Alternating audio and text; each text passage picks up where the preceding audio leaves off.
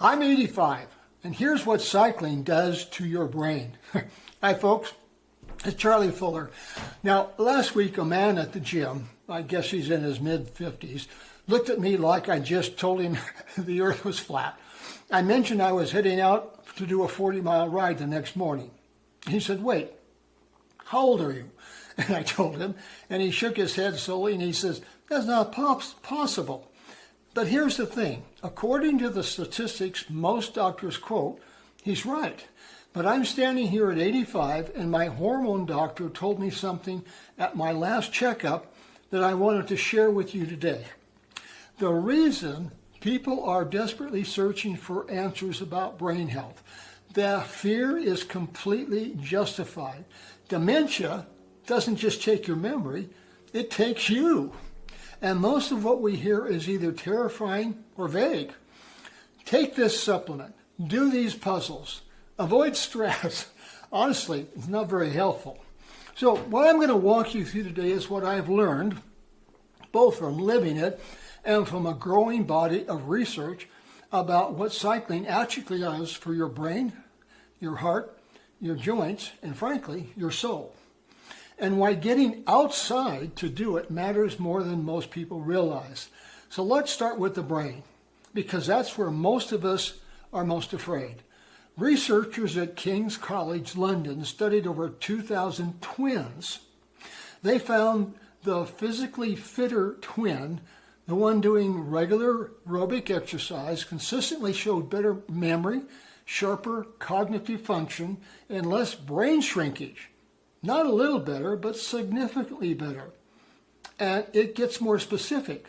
A 2020 study in the Journal of Alzheimer's Disease followed adults over 60 for a full decade. The ones doing regular, moderate exercise, the kind you get from a bicycle, showed a 35% lower risk of developing dementia. 35%. Now that's not a rounding error, that's alive. Now, why does cycling do this? Now, when you ride, especially outdoors, your brain releases a protein called B.D.N.F. It's brain-derived neurotrophic factor. Research call it a miracle-gro for the brain.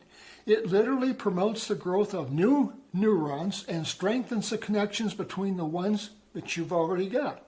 So let me tell you, every time I roll out of the driveway on a Wednesday morning, I'm not just exercising my legs, I'm fertilizing my brain. Now that's not poetry, that's biology. Now the heart. Cycling is about as close to a perfect cardiovascular exercise as exists. It elevates your heart rate to that of the aerobic zone, the zone that strengthens your heart muscles, lowers blood pressure, improves circulation, and reduces your risk of stroke without hammering your body into the ground. And this is the part I want you to really hear. Your joints will thank you. Now, I've had friends my age who gave up exercising entirely. Bad knees, bad hips, and I understand it. Every step felt like crunching gravel inside their joints. But cycling is low impact. The pedaling motion is circular and fluid and smooth. It's not landing your full body weight on pavement with every stride. And here's what most people don't know. Your cartilage needs movement to stay healthy. Synovial, that's Synovial, synovial fluid, the lubricant inside your joints, only circulates when you move. Cycling keeps those joints bathed in exactly what they need. It doesn't wear down the joint. Done right, it keeps the joint alive. Now I ride 100 miles a week, and my knees start talking back to me somewhere in the 70s. The bicycle, it kept the conversation civil. Now, before I get to the part most people argue with me about, if you're finding any of this useful, hit subscribe. I put out new content on health, longevity, and what it actually looks like to stay active in your 80s. Okay, so there's more of us out there than people think. Now, I get this question at the gym constantly. Charlie, can't I just use a stationary bike? And the answer is obviously yes. If that's your only option, use it. I have an indoor bike and I use it plenty. But here's the thing, it's not the same experience. Research on what scientists call green exercise done in a natural outdoor environment, shows consistently lower cortisol levels, better mood outcomes, and higher report energy afterwards compared to the same workout done indoors. Outdoors, your brain is working. It's navigating, adjusting to terrain, processing light and movement. That is genuine cognitive engagement. A stationary screen in the climate control room simply does not ask that much of your brain. So there is also something that doesn't show up in a study, but every outdoor rider knows.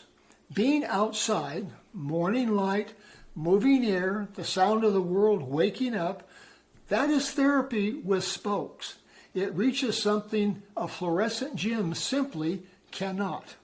Now, I've ridden 24 miles through this neighborhood and come home feeling 20 years younger. I have never once felt that stepping off of a stationary bike. What I will tell you is this: at 85 with 100 miles a week in my legs, my brain is the sharpest tool I have, and I intend to keep it sharp. It's not about being invincible, and I've said this before, it's about being adaptable. The road is still open, and so am I. So if this gave you something to think about or something to argue with me about, drop it in the comments because I read every one. I'll see you on the road. Thanks for watching.